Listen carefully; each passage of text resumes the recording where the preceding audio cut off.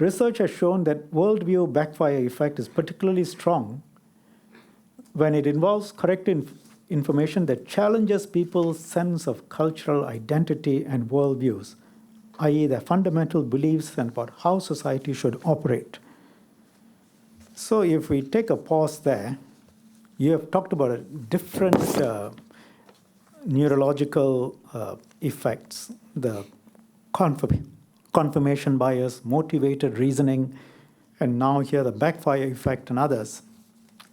You identify several more very usefully, and we'll go through them. But just looking at what we have now, the fact that people tend to identify with groups, the fact that people tend to look out and search for information on their own, what confirms what they already believe, the fact that people filter out what doesn't accord with their beliefs, even if what comes through is factually correct and authoritative. The fact that people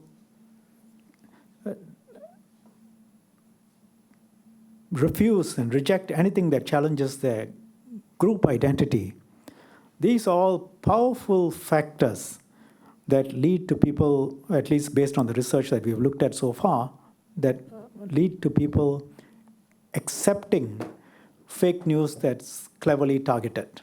Correct? Yes, if I may add? Sure. If I can clarify some things. I think in our submission, we talked about, like you rightly pointed out, the different types of DOFs that's, we have observed in Singapore as well as outside Singapore. So we have also, in our submission, kind of divided the DOFs into what we call low breach and high breach. Yes. And the various examples that you raise pertaining to the DOF's potential to harm, say, racial and religious harmony and social cohesion are what we cited as examples of high breach DOFs. I understand. Which we also said should be the areas that the government and also various stakeholders perhaps should focus on and dedicate more resources to. Yes. So the crux then is what needs to be done. We talked about why this situation... I do intend to come to what needs to be done and deal with your written representation. Sure. You can either say it now or you can deal with it later on when we come to it. Okay, all right. So talking about the various psychological mechanisms or the human fallibility that you mentioned, confirmation bias, motivated reasoning, worldview backfire effect, etc. You're right. These are the things that we have reported in our study based on the research that we have combed through. Yes. What we have also noticed is that who are some of these people who may be more susceptible, yes, right, to some of these biases, etc. So what our research also showed is that essentially people who are more susceptible to these biases, they could have maybe occupy extreme ends of the political spectrum. So in other words, people who are, very strong conservatives or very strong liberals, they are more likely, to be susceptible to these biases, right? So that would leave us with, say, the middle ground or the people who are the moderates. Actually, my concern is not so much with people with strong political beliefs. It's more group identity based on racial and religious lines.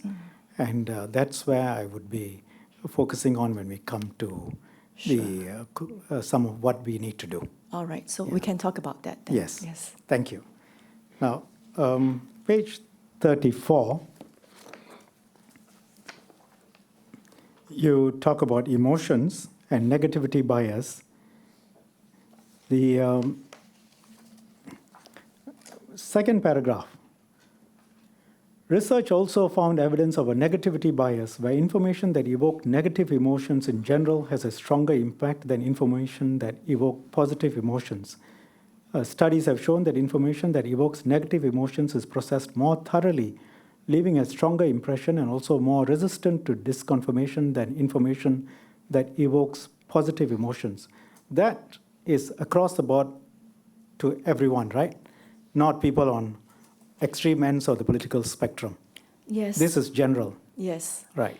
Likewise, the heuristic tendencies that we spoke about leave out politically motivated reasoning. But confirmation bias, backfire effect, motivated reasoning based on group identity, those apply to all sectors of the population in general. Those are not restricted to any ends of the spectrum, correct? Yes, yes. Thank you. Now,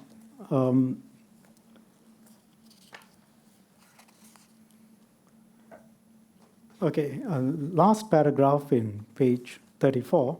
Emotions also influence the sharing and dissemination of information, while the believability of a piece of information is a determining factor of whether it will be shared. Research has found that information which evokes an emotional response is more likely to be shared and passed on, irrespective of its believability. And then you identify a set of researchers who found that in the case of rumors, the emotion disgust evoked by the rumors encourages people to share them.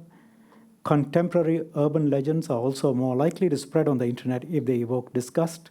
Other studies have also pointed to the role of fear and anxiety in influencing belief and spread of rumors and conspiracy theories. That again applies to pretty much the average population, correct? Yes, so if you look at the research that are cited here, Yes. Some of them are relatively old, but these are seminal work.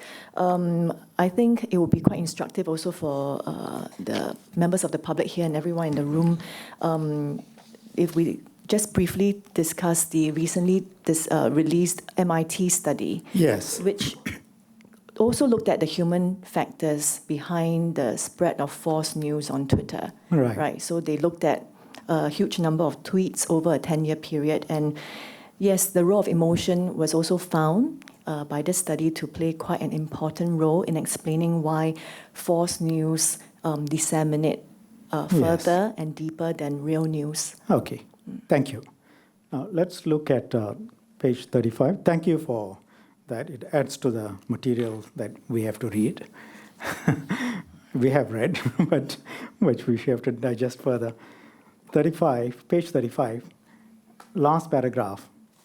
Together, these findings explain why false information involving child abuse, deviant sexual behavior, flesh-eating bacteria are more quote-unquote successful or endemic than others. Information that produce strong negative emotions like disgust, anger, fear are more likely to be spread by people, regardless of whether they are true or false, correct? Yes. Thank you.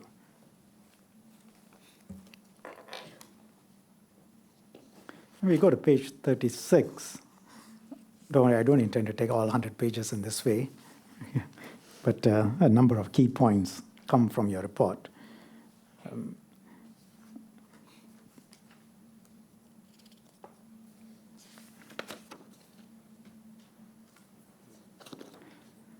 If we look at the second paragraph, and I think this is very, very helpful.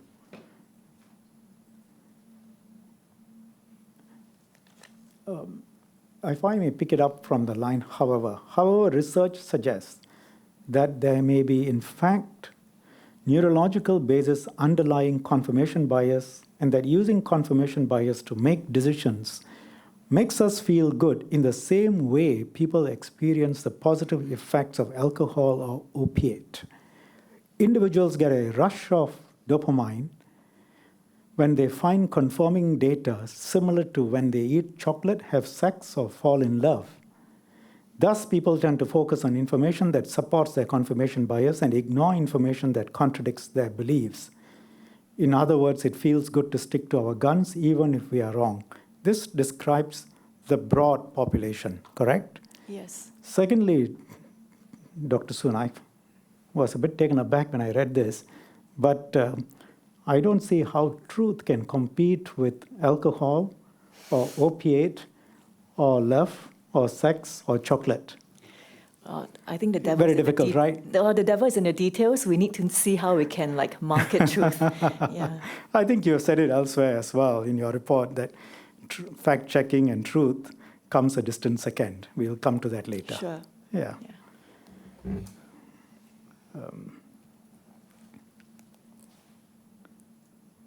Then next, last paragraph. Another study published in Nature demonstrated that challenging an individual's political beliefs activates the areas in the brain that are involved in personal identity and emotional response to threat. Researchers using neuroimaging to investigate the neural systems involved in maintaining political beliefs in the face of counter-evidence. They presented 40 liberals with arguments that contradicted their strongly held political beliefs. The study found that when the subjects were challenged on their strongly held political beliefs, there was more activation in the areas of the brain that correspond with self-identity and negative emotions. So broadly, just now you said it's that some part of the research is in relation to people at either end of the political spectrum. But reading this, it seems to me that as long as people have, and they can be middle ground, they can be normal people, they can be you and me, as long as they have strongly held political views, there will be these neurological responses, correct? Yes, I mean, essentially, to put it in a nutshell, human beings, we're not just creatures of physical comfort, but we are also creatures of mental comfort. I think that puts it very accurately. Thank you.